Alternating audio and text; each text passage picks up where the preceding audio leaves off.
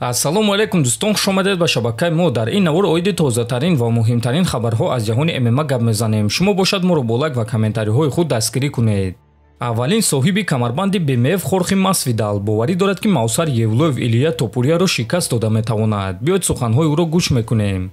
Мавсар боз як қотили дигар аз зали American Top Team аст. Ман муҳорибаи Евлоев зидди Топурияро дидан намехостум, чунки ҳам Мавсар ва ҳам Илия барои ман дӯсти хубанд. Ман ҳардуяшро дӯст медорам. Мавсар тамоман дигар намуди ҷанговар аст ва ӯ гӯштини хуб дорад. ӯро ҳоло ягон маротиба шикаст додагӣ нестанд ва ӯ ғалабаҳои хуб дорад. ӯ сифате дорад ки Илияро шикаст дода метавонад. бо Илия дар стойка ҷангидан дар кор нест, чунки ӯ дар стойка хеле ва хеле хатарнок аст. ӯро бояд ки ба замин афтонӣ ва дар он ҷо идора кунӣ. Мавсар ин корро карда метавонад, гуфтааст Масвидал. Ва дӯстон, дар ҳақиқат Мавсар аз ҳама зиёд арзандаи муҳорибаи унвонӣ аст. ӯ ҷангвари бебохт аст ва дар UFC 9 ғалабаи пайдарҳам дорад. бале, муҳорибаҳои ӯ каме дилгиркунандаанд, аммо аз нуқтаи назари варзишӣ ӯ барои чемпион аз ҳама рақиби хатарнок аст, чунки то ҳол ӯро ҳеҷ кас манъ кардагӣ нест. Ба фикри худи шумо дӯстон, Мавсар арзандаи муҳорибаи унвонӣ ҳаст ё не? Метавонед фикрҳои худро нависед. шахсоне ки аз Москва ва Московский област хоҳиши гузаштани граница дошта бошед, пас мо ба шумо одамони бабоварӣ Акай Ғулом ва Акай Умедро тавсия медиҳем. На граница гаштем ба чаклоқатӣ. Иншааллоҳ ина тага ина ирӯз 2025 01 11 рӯза. Ирӯз 11 рӯза ина бародарам документ надошт. Ҳама каса ина бародаро документ набуд. Чиқар гузаштем бачо? Созая? Тага чиқар рафт омадӣ? Иншааллоҳ ҳама созая. Иншааллоҳ ина гаштесем.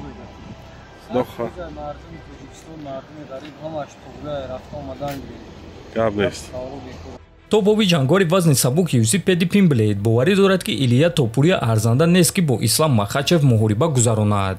ман намебинам ки Илия бо Ислам ҷангида метавонад. ӯ танҳо як маротиба камарбанди худро ҳимоя кардааст ва ин муҳорибаро арзанда нест. одатан бояд ки ҳаддиақал 3 маротиба камарбанди худро ҳимоя кунӣ, то ин ки довталаб барои камарбанд дар дигар вазн шавӣ. ӯ чунон ситораи калон нест ки аз дигарон пештар чунин муҳориба гузаронад. ӯ Конор Макгрегор нест ки дарҳол ба ӯ муҳорибаи унвонӣ дар дигар вазн диҳанд. барои ҳамин шахсан худи ман ин чизро намебинам, аммо интизор мешавем ва мебинем ки чӣ гап мешавад. ман шунидам ки Илия дар муҳорибаи асосии турнири UFC 314 зидди Волкановский меҷангад, аммо ҳоло ягон чиз расман тасдиқ шудагӣ нест. ба ман ҳар гуна хабарҳо гуфтанд. барои ҳамин биёед интизор мешавем ва мебинем ки чӣ гап мешавад, гуфтааст Пимблейд. ва дӯстон, шахсан ман низ фикр мекунам ки худи ҳозир ба Топурия муҳориба зидди Махачев намедиҳанд. шояд ки дар оянда онҳо ба ӯ чунин муҳорибаро диҳанд, аммо ҳозир не. ана оиди Махачев бошад, пас Махачев имконияти калон дорад ки дар вазни 77 кг зидди ғолиби Билол Муҳаммад ва Шавқат Раҳмонов ҷангад.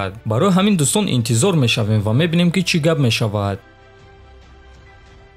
рақиби охирони Муҳаммад Наимов Каан Офли баъди муҳориба зидди Наимов бо эҳтимоли калон дини исломро қабул кард. ӯ дар саҳифаи худ акс ва наворҳоро аз Макка ва Мадина нашр карда чунин суханҳо навишт: шояд ки ман муҳорибаро бой додам, аммо дар зиндагӣ ғолиб шуда истодам ва ба ғайр аз ин қувваозмоӣ идома дорад. мубориза барои бузургии ман идома дорад ва ман медонам ки ин чиз дар он ҷо аст ва ман бояд ин чизро нишон диҳам. ман ҳоло ҳам худро яке аз бузургтарин ҷангварон мешуморам ва ин муҳориба нишон дод ки ман ҳамаи малакаҳои худро пеш бурдаам. дар муҳорибаи навбатӣ ман корҳои метонистагии худро нишон додан, дар муҳориба худро озод ҳис кардан мехоҳам. ман ҳоло бисёр чизҳоро бояд нишон диҳам. бовар кунед, вақте ки ман мегӯям ки муҳорибаи навбатӣ дигар гуна мешавад. алҳамдулилло барои ҳамаи чиз, чунки ҳамаи ин корҳо бояд ки рух диҳанд, навиштааст Офли. хотиррасон мекунем ки Каан Офли варзигари австралӣ турктабор аст ки ҳам Австралия ва ҳам Туркияро муаррифӣ мекунад. ва агар ки ӯ дини исломро қабул карда бошад, мо ба ӯ барор хоҳонем, чунки акнун ӯ бародари мусалмони мост ва ӯ ояндаи хеле хуб дорад. ӯ дар аввалин муҳорибаи худ дар ташкилоти UFC